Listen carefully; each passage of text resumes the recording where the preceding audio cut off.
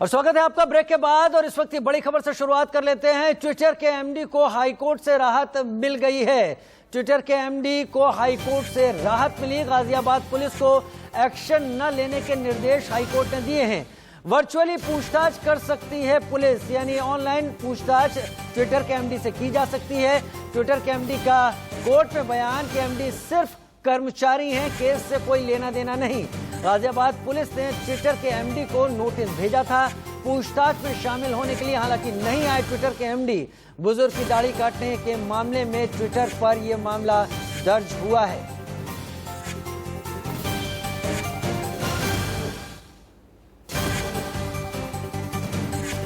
बड़ी खबर, गाजियाबाद पुलिस को हाई कोर्ट ने एक्शन न लेने के आदेश दिए हैं, लेकिन यह जरूर कहा है कि ऑनलाइन यानी वर्चुअली उनसे पूछताछ की जा सकती है।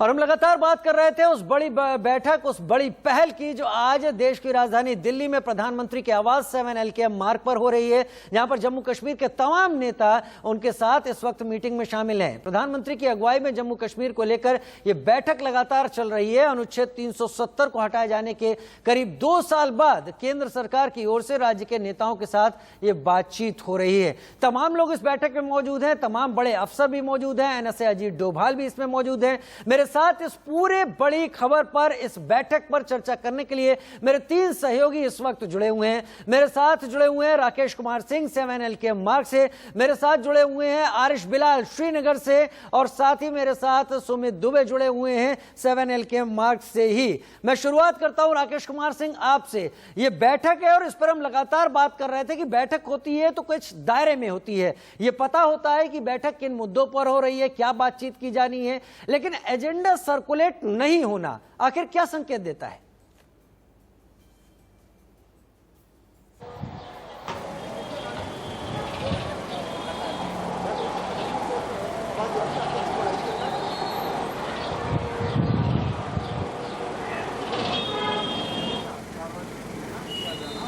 इससे स्पष्ट है कि वार्ता का दायरा सीमित नहीं है।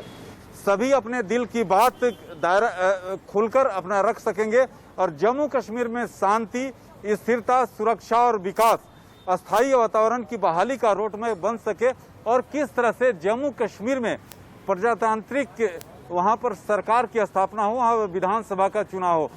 और जिस तरह से पिछले 2 सालों में जो जिस तरह से विकास की गति को आगे बढ़ाया गया है, उसकी तस्वीर आने वाले समय में किस तरह से हो, उसको लेकर ये था कि सभी दल खुले मन से अपनी बात रख सकते हैं। जहां तक उनकी मुद्दे की बात है, अलग अलग दल हैं तो उनके मुद्दे भी अलग अलग होंगे, लेकिन सरकार की जहां तक बात है, सरकार का ये साफ तौर पे कहना था कि एजेंडा इसलिए सर्कुलेट नहीं किया गया ताकि जो है एक सीमित दायरे में बात नहीं हो।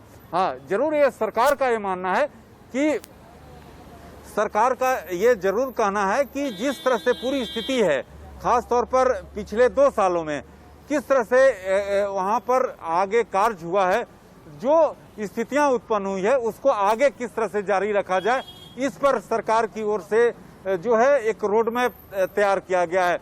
और डिलिमिटेशन, साथ ही साथ वहां पर जम्मू कश्मीर में विधानसभा चुनाव, क्योंकि सरकार एक ये चाहती है, खुले मन से चाहती है कि वहां पर प्रजातांत्रिक सरकार हो, और इसी के तहत जो है सरकार अपनी बातों को यहां पर रख रही है ताकि जो 8 राजनीतिक दल के जो 14 सदस्य यहां पर मौजूद हैं उनसे अपनी बात रखा जा सके। वे ये जरूर है कि उनकी बात को भी सुना जाएगा, लेकिन अंतिम में सरकार की ओर से कंक्लूडिंग ये बात रखी जाएगी कि सरकार आखिरकार केंद्र सरकार इन मसलों को लेकर क्या राय रखती है। ठीक है, आरिश बिलाल भी मेरे साथ लगातार जुड़े हुए हैं श्रीनगर से। आरिश, आपने सुना होगा राकेश सिंह को, उनका कहना था कि एजेंडा सर्कुलेट ना करने के पीछे का मकसद ये था कि सब लोग अपने दिल में तमाम बातों के लिए जगह रखें और जो भी कुछ कहना चाहते हैं उसे कहें। क्या मैं इसे कह सकता हूं इस तरीके से, और आप ज्यादा बेहतर जम्मू कश्मीर को समझते हैं, क्या सरकार अपने लिए भी जगह बनाने की कोशिश कर रही थी जब बातचीत तमाम लोग अपनी बात रखते, लिहाजा एजेंडा सर्कुलेट ना करने के पीछे एक मकसद सरकार के लिए भी ये हो सकता था कि खुद के लिए भी जगह बनाए और तमाम चीजों को समेटने की कोशिश करे उसमें?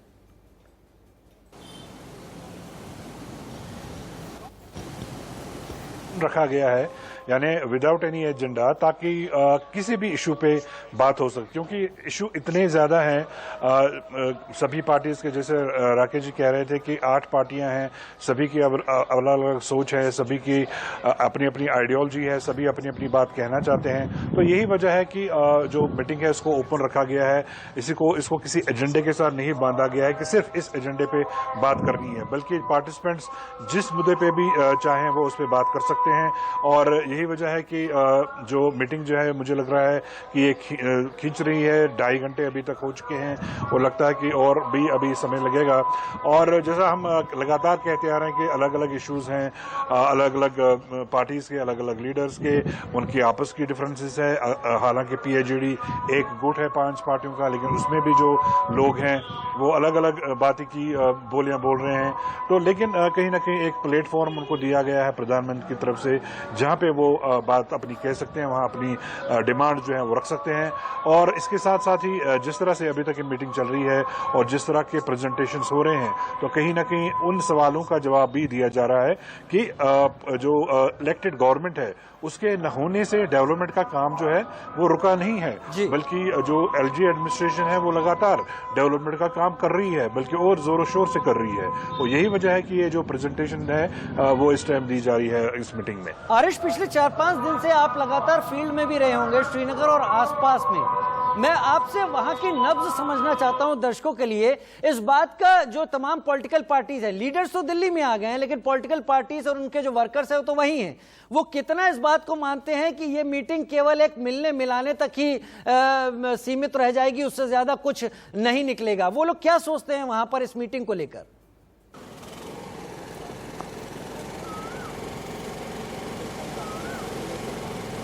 है न सिर्फ नेताओं से मिलते हैं, बल्कि जो वर्कर्स होते हैं उनसे भी हमारी बातचीत होती रहती है। तो जो सेंट्रल आइडिया है सारे डेवलपमेंट का वो ये है कि गुफ्तगू बंद ना हो, बात से बात चले, यानी कहीं से प्रोसेस जो है शुरू हो चुका है, डायलॉग का जो प्रोसेस है वो शुरू हो गया है। और कहीं ना कहीं हमने देखा कि पिछले कई दिनों से लगातार जो PAGD है या बाकी गुट है उनके बर्ताव में काफी लचक आई है जी। जहां पहले बहुत स्टबॉर्न एटीट्यूड था, जो नेशनल कॉन्फ्रेंस के लोग थे वो कहते थे नहीं जी हम किसी भी हालत में डिलिमिटेशन कमीशन की जो मीटिंग है उसमें पार्टिसिपेट नहीं करेंगे जब तक सुप्रीम कोर्ट 370 का जो है इशू उसका फैसला नहीं आता। लेकिन अब जो लेटेस्ट स्टेटमेंट आया है फारूक अब्दुल्ला की तरफ से, नेशनल कॉन्फ्रेंस की तरफ से, वो कह रहे हैं कि हम किसी भी मुद्दे पे बात करने के लिए तैयार है। उन्होंने अपने आप को बांधा नहीं है, वो कहते हैं कि जो भी लोगों के हित में जो भी बात हो हम उसके लिए किसी से भी बातचीत करने के लिए तैयार है। यानी 2 कदम आप बढ़िए 2 कदम हम बढ़ते हैं, कुछ इस तरीके की चीजें निकल कर आ रही है। पुलकित नागर भी मेरे साथ इस वक्त जुड़े हुए हैं। पुलकित, मैं अब तक जो देख पा रहा हूं, क्योंकि आप उस जगह पर ज्यादा नजदीक मौजूद हैं जहां से आप इन तमाम नेताओं की भाव भंगिमाओं को पकड़ रहे हैं, इस मीटिंग की तमाम सारी अहम जानकारियां पहले आप तक पहुंच रही हैं, जो सरकार प्रेजेंटेशन दे रही है, जो तमाम चीजें रखी जा रही हैं, क्या ये कहना ठीक होगा कि विकास का दरवाजा खोल कर, विकास की तमाम चीजें दिखाकर राजनीतिक दरवाजा खोलने की सरकार की मंशा ज्यादा दिखती है?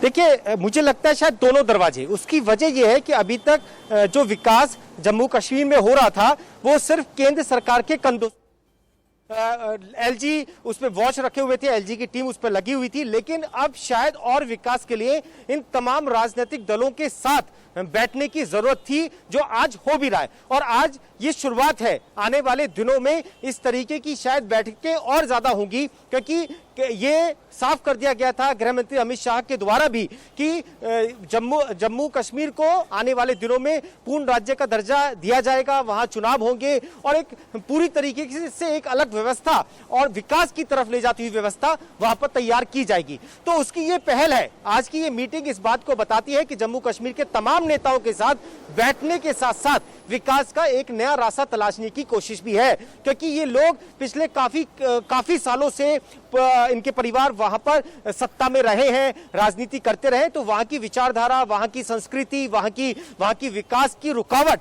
तमाम चीजों को ये अच्छी तरह पहचानते हैं। अब प्रधानमंत्री का इनके साथ बैठना इस तरफ इशारा भी करता है कि आने वाले दिनों में विकास की ऐसी और बैठकें होंगी और उसमें यह बताया जाएगा कि किस तरीके से जम्मू कश्मीर को विकसित किया जाए, वहां की जो कमी थी, वहां पे जिस तरीके से आतंकवाद फैला हुआ था उसे किस तरीके से पूरी तरीके से खत्म किया जाए और किस किस तरीके से इन लोगों की मदद के साथ वहां पर एक नई विकास की ऊर्जा भरी जाए। जी, नई विकास की ऊर्जा भरी जाए। राकेश कुमार सिंह भी मेरे साथ जुड़े हुए। राकेश, अब मैं जो सवाल पूछूंगा उसमें थोड़ा सा अंश पुलकित का भी है और थोड़ा आरिश भाई का भी है जो श्रीनगर से इनपुट दे रहे हैं। आरिश भाई ने यह बात कही कि बर्ताव लचीला दिखाई पड़ रहा है इन तमाम लोगों में, उनकी बातचीत में, और साथ ही पुलकित कह रहे थे कि कहीं बहुत स्टेटहुड की बात पर सरकार लगातार पिछले कुछ दिनों से जोर देने लगी थी। अगर मैं इन दोनों चीजों को देखूं, अगर बर्ताव लचीला है तो जम्मू कश्मीर की जो पॉलिटिकल लीडरशिप है वो पूरी तरीके से अपने को रिजिड यानी दृढ़ बना के नहीं आई है। हो सकता है कि बहुत कुछ ऐसा हमें सुनने को मिले जिसकी हमने कल्पना न की हो। और दूसरा, स्टेटहुड की तरफ वापस जाना। तो क्या इस मीटिंग से ये दोनों चीजें हम सोच सकते हैं कि ये दोनों चीजें हमको दिखती हुई सामने आ सकती हैं इस मीटिंग से, या उम्मीद लगाना बहुत ज्यादा होगा अभी?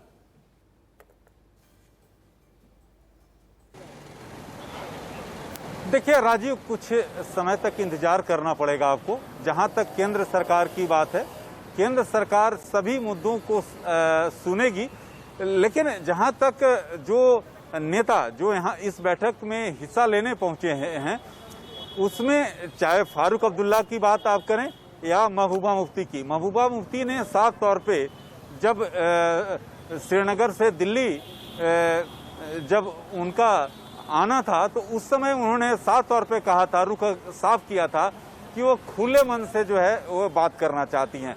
तो एक उनके रुख में लचीलापन, जरूर उन्होंने पाकिस्तान से बातचीत की कही थी, लेकिन कल उन्होंने जो जिस तरह से बयान दिया उसमें उन्होंने कहा कि वो खुले मन से बातचीत करने को तैयार हैं।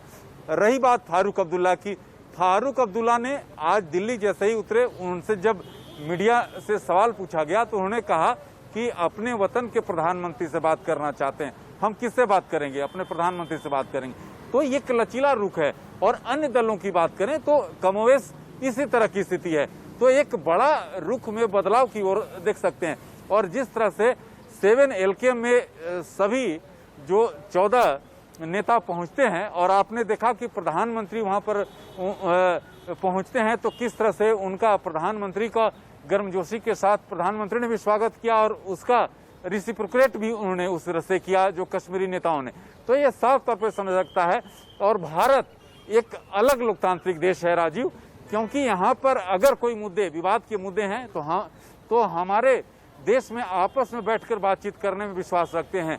जबकि आप पड़ोसी देश की बात देखिए, पाकिस्तान जैसे देश को देखिए, वहाँ पर बातचीत नहीं होती है। बलूच की स्थिति देख सकते हैं। तो ये हमारा देश है और भारत को लोकतांत्रिक ऐसे ही अन्य देशों से अलग नहीं माना जाता है, क्योंकि प्रधानमंत्री ने साफ तौर पे कश्मीर को लेकर उनके लिए जो विकास की गति को किस तरह से आगे बढ़ाया जाए, मोदी सरकार की जो रणनीति है, मोदी सरकार के एजेंडे में सबसे पहले है। तो ऐसी स्थिति में ये जो बातचीत है काफी अहम माना जा रहा है।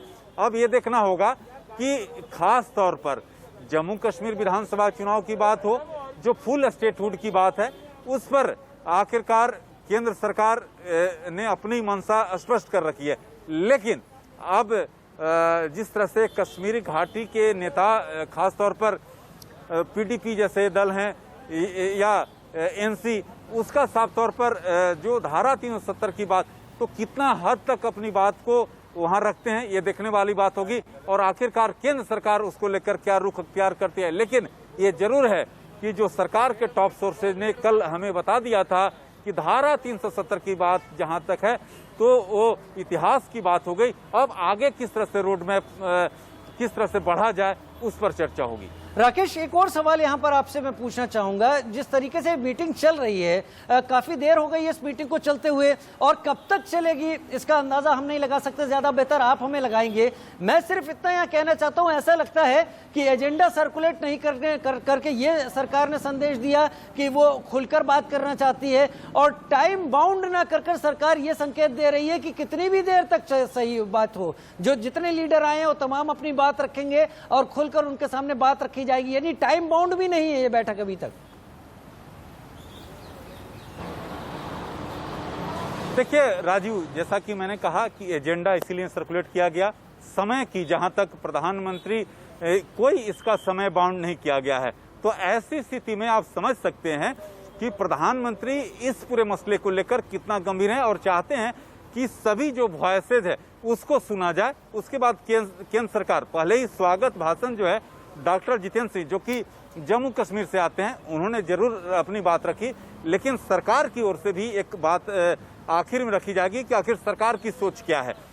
लेकिन सबसे महत्वपूर्ण बात कि आखिर सरकार किस तरह से सोचती है जम्मू कश्मीर को लेकर, इससे समझा सकता है। और इसका जो आप तस्वीरें आपने आज देखी है, उसे एक संदेश देने की, न केवल देश के अंदर बल्कि अंतर्राष्ट्रीय स्तर पर, कि अगर हमारे कोई विवाद हैं, कुछ मुद्दे हैं, तो हम किस तरह से बात करते हैं और लोग हमारे किस तरह से उसको सरकार के साथ अपनी बातों को रखते हैं। ठीक है, आरिश भी मेरे साथ इस वक्त जुड़े हुए हैं लगातार श्रीनगर से। आरिश, कहते हैं कि किसी भी बड़े कदम को उठाने के पहले, कोई बड़ी बात हो, कोई बड़ी बैठक हो, कोई बड़ी पहल हो, हमेशा एक प्लान ए तैयार किया जाता है, लेकिन उस प्लान ए के अलावा प्लान बी भी होता है। क्या आप जहां पर हैं वहां पर तमाम राजनीतिक दलों से आपकी बात हो रही होगी, पीएचडी से जुड़े हुए जो तमाम लोग हैं जो दिल्ली में आए हैं बड़े बड़े नामों के रूप में इस वक्त, क्या किसी प्लान बी की भी तैयारी उन्होंने कर रखी है कि मसलन वो ये सोच कर बैठे हों कि शायद आज की बातचीत से वो उम्मीदें ना पूरी हों जो उम्मीदें लेकर वो दिल्ली पहुंचे हैं? क्या कोई प्लान बी भी सोचा गया है वहां पे? प्लान बी का सोचने का अभी उनको उतना टाइम नहीं मिला है, क्योंकि इसी हफ्ते जो है वो इनविटेशन आया प्रधानमंत्री की तरफ से और उनको ज़्यादा मौका नहीं मिला प्लान बी तैयार करने का, क्योंकि उसके बाद ही वो इंट्रा पार्टी जो मीटिंग्स हैं उनमें जुड़ गए और इंटर पार्टी मीटिंग्स जो है उसमें जुड़ गए। खासतौर से पीजेडी की जो एक्टिविटीज़ थी वो बहुत ज़्यादा बढ़ गई। पहले उन्होंने जो अलग अलग उनके गुट हैं उनकी मीटिंग बुलाई, फिर नेशनल कॉन्फ्रेंस के जो लोग हैं उन्होंने आपस में मीटिंगें की। फारूक अब्दुल्ला अभी दोपहर तक जो है वो अपने घर पे थे और अभी तक वो जो है अपने लोगों से, अपने नेताओं से वो बातचीत कर रहे थे। उधर जो महबूबा मुफ्ती हैं वो अपने लोगों से बात कर रही थी, वर्चुअली भी और फिजिकली भी वो अपने नेताओं से मिली है। तो अभी तक जो है उनके लिए एक सरप्राइज एलिमेंट था, क्योंकि वो एक्सपेक्ट नहीं कर रहे थे कि इस तरह से अचानक प्रधानमंत्री की तरफ से उनके पास बुलावा आएगा, उनको अचानक से जाना पड़ेगा। तो बहुत ज़्यादा समय नहीं था उनके पास प्लान बी तैयार करने का। तो फिलहाल वो इसी बात से खुश हैं कि कहीं से कहीं तो शुरुआत हो रही है, बेबी स्टेप ही सही, लेकिन पॉलिटिकल प्रोसेस जो है वो शुरू हो चुका है। और खुशाइंद बात यह है कि लोग इस बात से खुश हो रहे हैं कि कहीं ना कहीं ये जो शुरुआत है ये लोगों के लिए एक अच्छी राहत लेके आए, क्योंकि 370 हटाए जाने के बाद लगातार से जिस तरह के कश्मीर घाटी में हालात बने हुए हैं, एक तो लॉकडाउन की वजह से और 370 के बाद जो जिस तरह का यहाँ पे शटडाउन था, तो कुल मिलाकर पिछले लगातार 2 सालों से लोग जो है वो काफी फाइनेंशियली, इकोनॉमिकली और जॉब वाइज बहुत सफर कर रहे हैं। तो लोगों की बहुत उम्मीदें बन गई हैं। वो चाहते हैं कि किसी न किसी तरह से उनको राहत मिले और शायद शुरुआत जो है वो आज से हो जाए। शुरुआत शायद आज से हो जाए। लोगों की बहुत उम्मीदें हैं किसी न किसी तरह से राहत मिले, ये बात हम भी समझते हैं, क्योंकि लॉकडाउन में यूं ही लोगों को बहुत परेशानी हुई है। ऊपर से जम्मू कश्मीर जिसमें पिछले 2 साल से तमाम एक्टिविटीज लगातार चल रही थी। पुलकित मेरे साथ जुड़े हुए हैं। पुलकित, आरिश ने जो बात कही, जो उम्मीदें लोगों की कही, क्या वो उम्मीदें आज जब आप फारूक अब्दुल्ला के आवास के बाहर गए होंगे या फारूक अब्दुल्ला से मिले होंगे, क्या वो उम्मीदें अक्सर ऐसे बड़े दौरों पर जब बड़े नेता एक जगह से दूसरी जगह जाते हैं तो तमाम समर्थक पहुंच जाते हैं, तमाम जो उम्मीदें लगाए होते हैं वो लोग पहुंच जाते हैं, क्या इस तरह की भीड़ भी आपने आवास के बाहर देखी जो वहां मौजूद हो? क्योंकि उम्मीद छोटे रूप में ही सही अगर रिफ्लेक्ट करती है तो बड़े का प्रतिनिधित्व करती है। देखिए, फारूक अब्दुल्ला ने अपने आवास पर मुश्किल से 1.5 से 2 घंटे बिताए हैं। यानी कि आज सुबह ही करीब वो 1 बजे के आसपास पहुंचे थे और उसके बाद में उन्हें 3 बजे मीटिंग के लिए निकलना था। तो बहुत ज्यादा वक्त उन्होंने अपने आवास पर नहीं बिताया। यही वजह थी कि कुछ लोग वहां पर नहीं पहुंचे, सिर्फ मीडिया के ही लोग थे। लेकिन फारूक अब्दुल्ला ने जिस तरीके का जिक्र जम्मू कश्मीर के विकास को लेकर, जम्मू कश्मीर की उम्मीदों को लेकर किया, वो ये बताने के लिए काफी है कि वहां जम्मू कश्मीर के जो हालात इस समय हैं उसे देखते हुए वो सिर्फ विकास का मुद्दा उठाना चाहते हैं प्रधानमंत्री के साथ में। हालांकि अभी जैसे ही बैठक खत्म होगी, फारूक अब्दुल्ला तमाम लोगों से एक बार फिर से मिलेंगे, क्योंकि वो ये कह के गए हैं कि मीटिंग के बाद में वो मीडिया से बात करेंगे। तो उसमें ये बात साफ होगी कि आखिर किन किन मुद्दों पर किस किस तरीके से फारूक अब्दुल्ला, महबूबा मुफ्ती, इन लोगों ने अपनी बात को रखा है। लेकिन अगर हम देखें कि 2019 से जब से धारा 370 वहां खत्म की गई, उसके बाद से करीब 1.5 साल से कोरोना से पूरे देश को जूझना पड़ा। लेकिन जम्मू कश्मीर को अगर हम देखें तो टूरिज्म से जोड़कर उसके विकास को देखा जाता है। वहां पे जितना फाइनेंस हमेशा आता है वो टूरिज्म में उसका सबसे बड़ा पार्ट होता है। अब जब कोरोना था तो इस पे बहुत मार हुई और तमाम लोगों को अपनी नौकरी, व्यापार से नुकसान उठाना पड़ा। तो उन तमाम चीजों पर शायद केंद्र सरकार की तरफ से कोशिश की जाएगी कि वो इस पर भी प्रेजेंटेशन दे कि आखिर कोरोना के दौरान किस तरीके से केंद्र सरकार ने योजना बनाई और आगे आने वाले दिनों में क्या योजना होगी। मुझे लगता है आप और आरिश बहुत बेहतर तरीके से इस बात को रख पाए हैं, और ये बात मैं भी समझ रहा हूं कि लोगों का रोजगार जो पिछले 2 सालों में लोगों की जो इनकम है जिस पर चोट पड़ी, कम से कम उसे शायद सबसे पहले एड्रेस किया जाना जरूरी है। और उम्मीद भी करते हैं शायद इस बैठक के बाद कुछ ऐसा निकले। लेकिन राकेश मेरे साथ इस वक्त लगातार जुड़े हुए हैं और राकेश मुझे लगातार बता रहे थे कि इस मीटिंग में तमाम चीजें क्या कुछ हो रही हैं। राकेश, एक सवाल आपसे और आपका एनालिसिस चाहता हूं इससे पहले कि मैं आप लोगों से विदा लूं। वो एनालिसिस ये है कि कितना आपको उम्मीद लगती है, एज ए रिपोर्टर आप इतने पूरे सर्किल में रहे हैं, जो पीएजीडी है, गुपकार का जो तमाम दल है, उनकी जो मांग है 370 और 35A पर पीछे हटने की, कितनी उम्मीद लगती है कि सरकार इस पर लचीली होगी?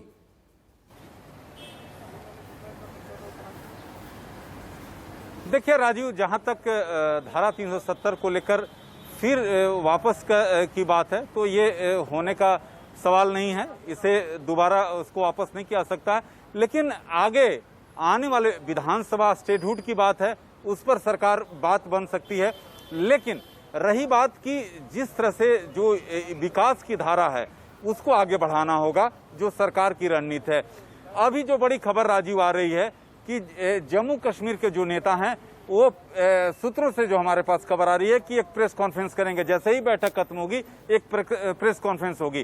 तो जिस तरह से विभिन्न मसलों को लेकर जो अंदर अपनी बात रखे हैं, तो आखिरकार एक चाहते हैं कि आखिर किन किन मुद्दों को उनके द्वारा और हम उस प्रेस कॉन्फ्रेंस के वक्त पर एक बार फिर आपके पास आना चाहेंगे। बस इतना कह सकते हैं आप सबसे बातचीत करके, उम्मीद उम्मीद और सिर्फ उम्मीद, और इस पर सबकी निगाहें टिकी हुई हैं। एक छोटा सा ब्रेक ले रहे हैं, जल्द हाजिर होते हैं।